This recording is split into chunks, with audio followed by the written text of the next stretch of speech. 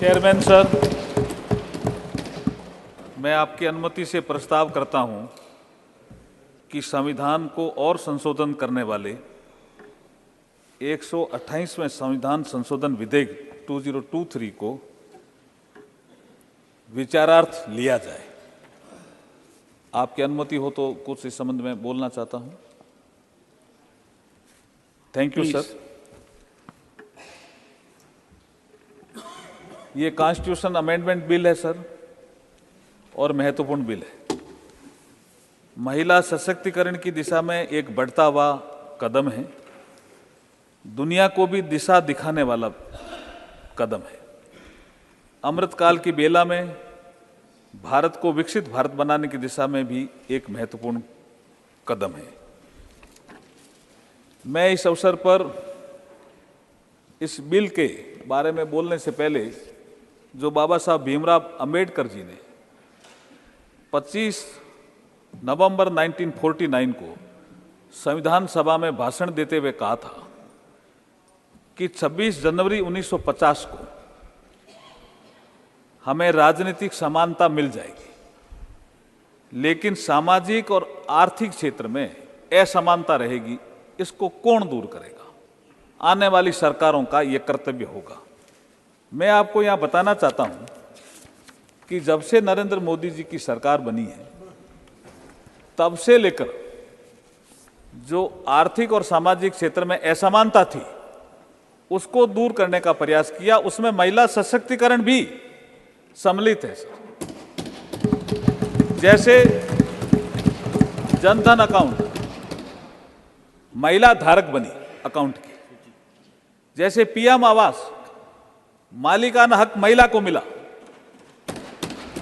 जैसे शौचालय, जिसको हमने इज्जत घर का नाम दिया, संविधान की प्रस्तावना में यह भी उल्लेख है सर कि हम राजनीतिक, सामाजिक, आर्थिक न्याय के साथ साथ हम प्रतिष्ठा और अवसर की समानता भी देंगे।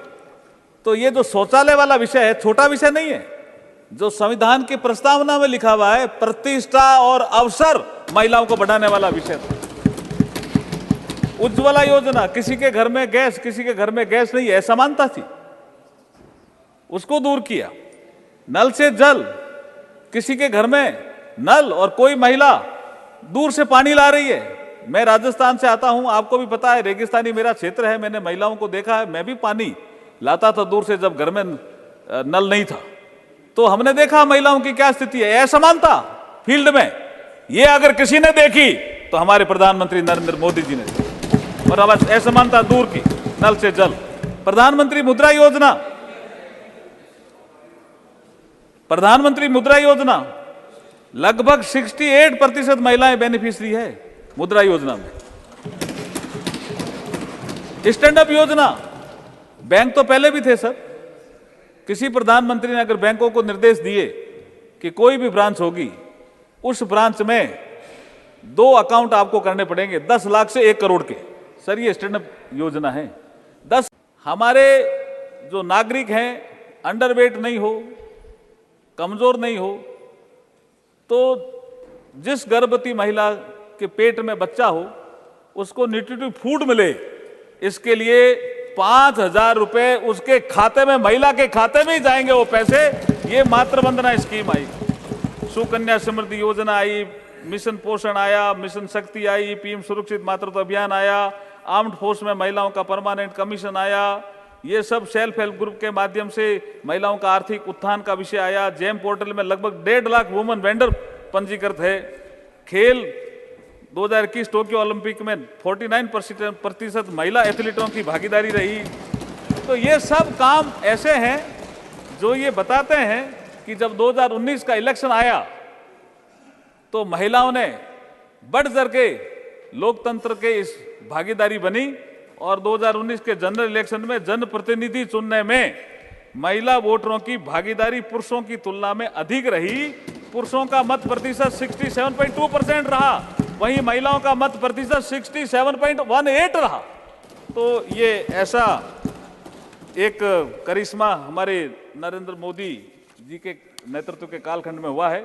आज जो मैं संविधान संशोधन जो बिल लेकर के आया हूं, उसके माध्यम से हम आर्टिकल 330 में एक अमेंडमेंट करेंगे, जोड़ा है। इसमें आप सदन अनुमति देगा तो उसमें जुड़ेगा। आर्टिकल 332 में एक सेक्शन इंसर्ट होगा, आर्टिकल 334 में एक सेक्टर इंसर्ट होगा। क्रमशः ये 33A, article 332A, article 334A, ये न्यू आर्टिकल होंगे संविधान में, जिसके माध्यम से लोकसभा और देश की सभी विधानसभाओं में 1/3 सीटें नारी शक्ति के लिए आरक्षित की जाएगी। ये बहुत बड़ा कदम है, बहुत बड़ा कदम है। ये रिजर्वेशन सर हॉरिजॉन्टल भी है और वर्टिकल भी है। इसमें SC/ST की महिलाओं को भी रिजर्वेशन है, इसलिए सेंसस आवश्यक है और डीलिमिटेशन आवश्यक है। संविधान के आर्टिकल 82 में पहले से ही प्रावधान है, डीलिमिटेशन की व्यवस्था दी गई है और वो 2026 तक फ्रीज है।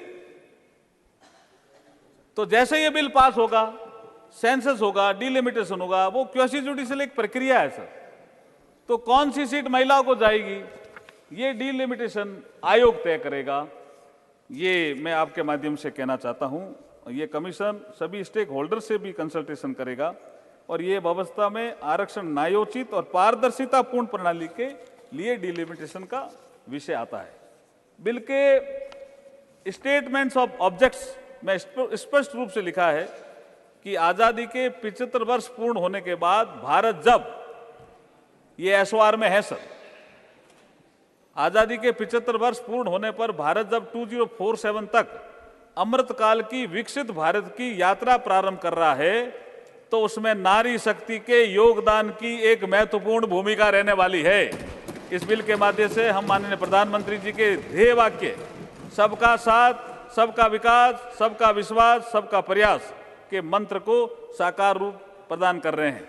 सभापति महोदय, मोदी सरकार के नेतृत्व में नारी शक्ति के विकास के लिए, महिला सशक्तिकरण के लिए जिन योजनाओं का उल्लेख मैंने पहले किया, उसी श्रृंखला में आज का ये बिल है। और एक और प्रधानमंत्री जी ने कहा है कि हम वुमेन डेवलपमेंट से वुमेन लेड डेवलपमेंट की ओर तेजी से बढ़ रहे हैं, जो हमारा G20 का भी एजेंडा था।